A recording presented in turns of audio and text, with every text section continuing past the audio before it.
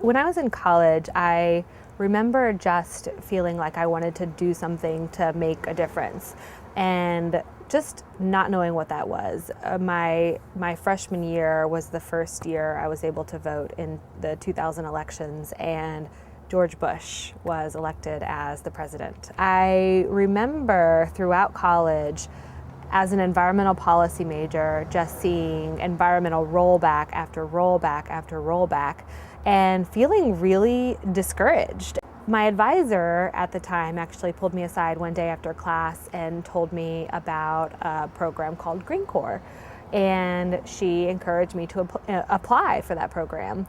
And later that evening, I talked to someone who was actually in the Green Corps class at the time, and he told me about the program, and it sounded exciting. And I thought, you know what, I'll give this a shot. And it's 1 year. I can give it a shot, and then I can go back to grad school, go back to Plan A, and just go on with my life. When I showed up at the interview weekend in Chicago and I heard stories about people organizing in communities across the country and winning huge campaigns, just changing the balance of power, I was hooked. I knew that this is what I wanted to do. One of the campaigns that was the most memorable for me was actually what I would consider to be my first big victory as an organizer. And I was shipped down to Greenville, South Carolina to organize with Dogwood Alliance to protect endangered forests in the Southeast. And we were targeting Bowater, which is the largest industrial logging company in the Southeast at the time. And this is, just worlds away from where I had grown up. And I was organizing on campus in the community where Bowater was based in Greenville, South Carolina.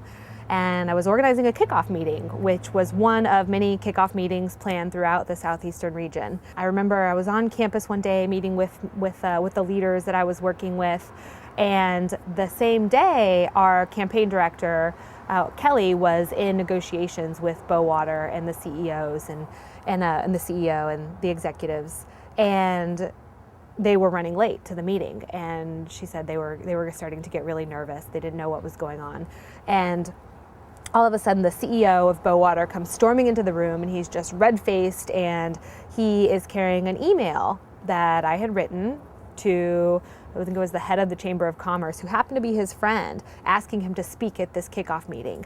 And the thing is, he had been, even though we hadn't even really launched the campaign, he had been hearing from his neighbors because we were out in the community. He had been getting petitions from his neighbors and from people in the community.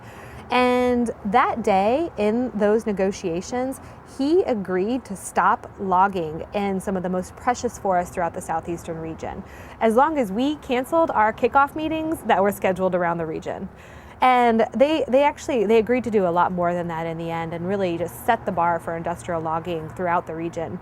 And it was a huge victory, and it was because a small group of people in Greenville, South Carolina came together and were organizing, and I saw that organizing is really effective, and that's how we can make big changes in this country. Now I am a senior organizing manager with Sierra Club's Beyond Coal campaign. I'm managing folks in 3 states with the Beyond Coal campaign, and I didn't go back to grad school, and I'm not planning on going back to grad school. Green Corps just set me on this trajectory to be where I am now as an organizer. I'm committed to being an organizer for life.